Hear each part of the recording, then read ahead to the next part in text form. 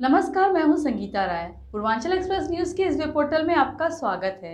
आइए देखते हैं हमारे संवाददाता राम सकल यादव की यह विशेष रिपोर्ट।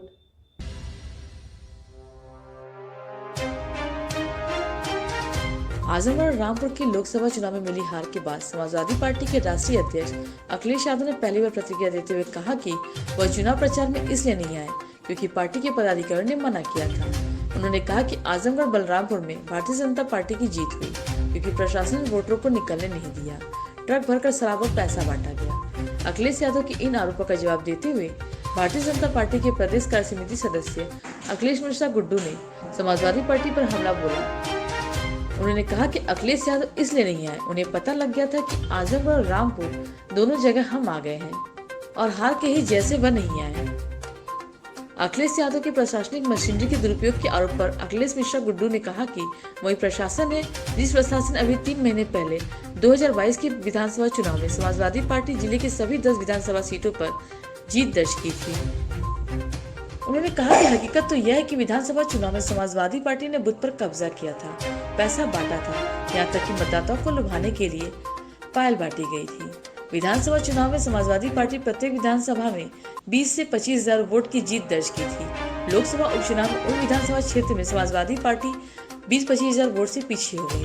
उन्होंने कहा कि लोकसभा उपचुनाव में वोटिंग प्रतिशत कम होने के बाद भाजपा ने जीत दर्ज की और यह जीत का परचम 2024 को लोकसभा चुनाव में जारी रहेगा। जिले की दोनों लोकसभा सीटों पर जीत दर्ज करने के साथ ही भारतीय जनता पार्टी को प्रदेश की अधिकतर सीटों पर कब्जा करेगी। उन्होंने कहा कि लोकसभा के उपचुनाव में माइनॉरिटी के वोटों ने समाजवादी पार्टी को ठुकरा दिया और स्वतंत्र होकर मतदान किया, जिससे सपा की और दुर्गति हुई है। बसपा प्रत्याशी शाह आलम गुड्डू जमाली के 2024 में जीत दर्ज करने के दावे को खारिज करते हुए अखिलेश मिश्रा ने कहा कि 2024 के लोकसभा उपचुनाव में भाजपा जीतेगी। देखिए, एक पार्टी के राष्ट्रीय अध्यक्ष हैं और इस तरह का बयान उनके लिए कहीं शोभा नहीं देता है और स्वयं का उनका दिमाग है और कहीं न कहीं उनको ये लग गया था कि हम आजमगढ़ में और रामपुर में दोनों जगह चुनाव हार रहे हैं, इसलिए वो चुनाव प्रचार करने के लिए नहीं आए। उनको हार का डर सता रहा था। क्या संगठन ने काम नहीं किया? अब ये तो उनका संगठन क्या किया हो तो वो बताएंगे।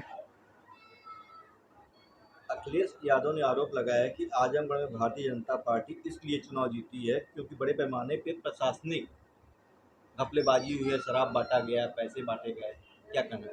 देखिए, वही प्रशासन है जो 2022 के अभी विधानसभा के आम चुनाव में था, वही प्रशासन आज भी है।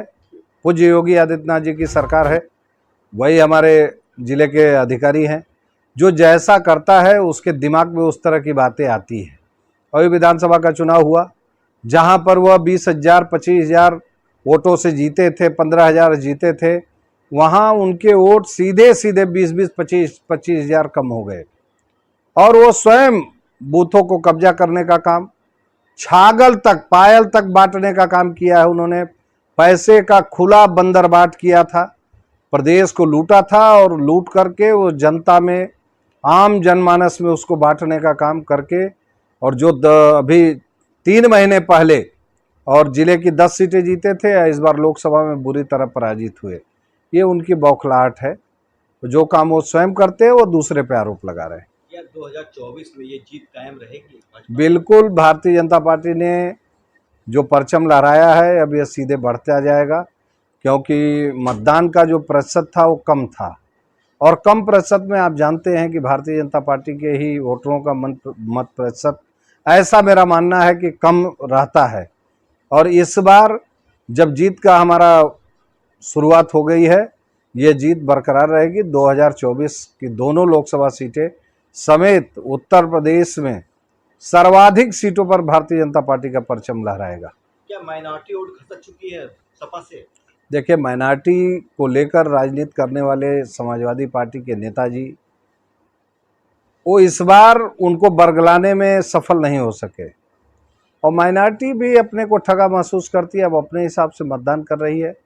और हमें तो लगता है कि सबसे ज़्यादा भारतीय जनता पार्टी की सरकार में माइनॉरिटी सुरक्षित है, माइनॉरिटी के ऊपर कहीं कोई दिक्कत नहीं है, इसलिए वो अपने मन से खुलेआम मतदान कर रहा है। गुड्डू जमाली तो अपना जो है वो कर रहे हैं कि जो है 2024 में हम परचम लहराएंगे?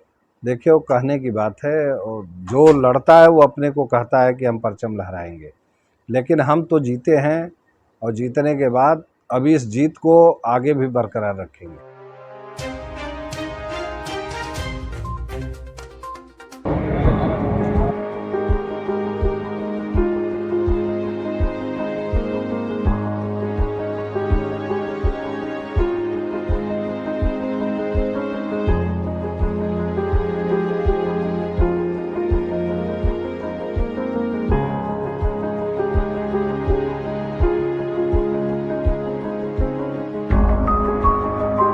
अगर आपको हमारी खबर पसंद आई हो तो हमारे चैनल को लाइक, सब्सक्राइब और शेयर जरूर करिए।